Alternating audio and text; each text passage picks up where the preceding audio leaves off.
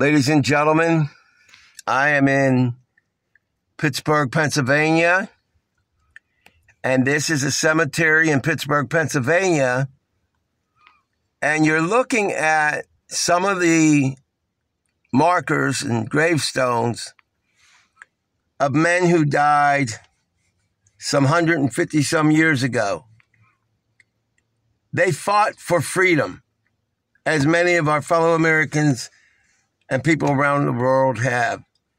But these men fought for freedom of a whole pigmentation, an entire pigmentation, the pigmentation of African Americans. They fought for the freedom to end slavery in the United States of America. These men and some women fought in the United States Civil War. These men are heroes.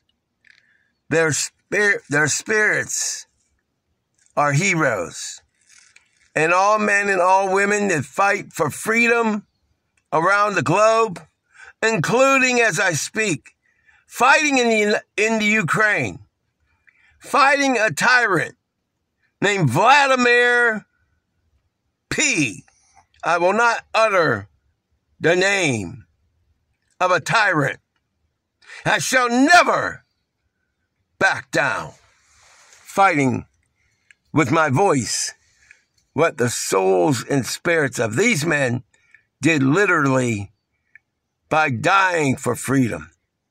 But we must fight with our activism and with our voices to honor these dead. But as Lincoln said, we can't hollow this ground or any ground. All we can do is ensure freedom for all people. All that we can do is care about our fellow human beings. All that we can do is not accept people like Scootin. We cannot accept people like Donald Trump, who would not give the rights to many Americans. And I know a lot of people ain't going to like me saying that, but it's the truth. These men didn't back down from the truth. And I shall not back down. And as far as that goes, are the Democrats perfect? No, sir, no, ma'am. During the Great Civil War, it was the Democrats that were mainly Confederate. Now, for some ungodly reason, the Republican Party has become even worse than the Democrats of the 1800s were.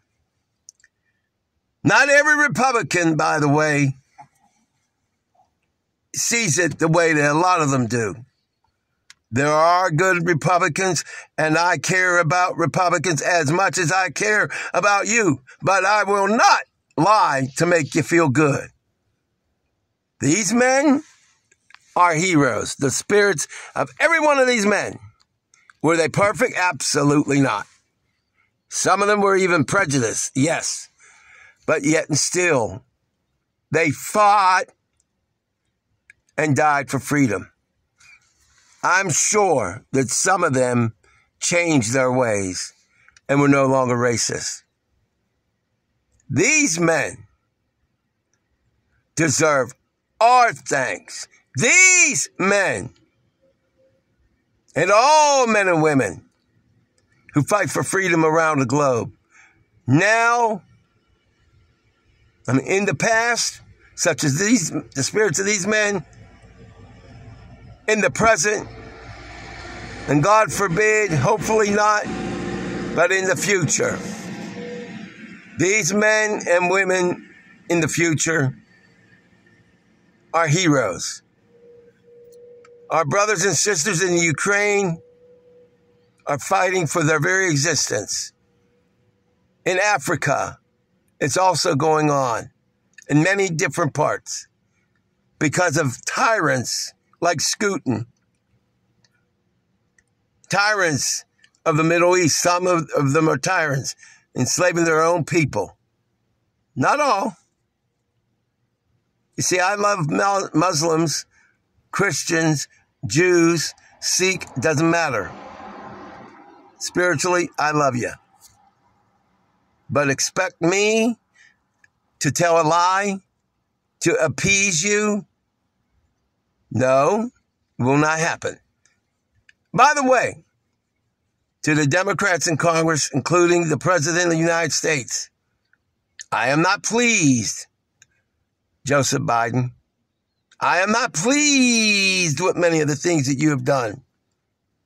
And I will not remain silent. I shall not, because of the souls and spirits of these men, I cannot. So I ask you to remember the spirits and souls of every one of these heroes. And I also urge you to help the Ukraine in any way that you can. We must defeat terror. We must defeat horror. Thank you to the spirits of these Civil War soldiers who fought to free a people, a pigmentation.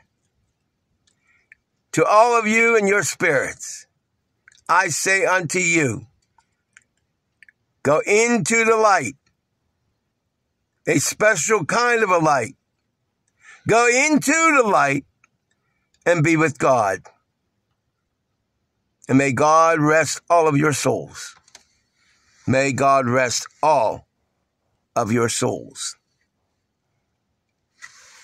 Amen.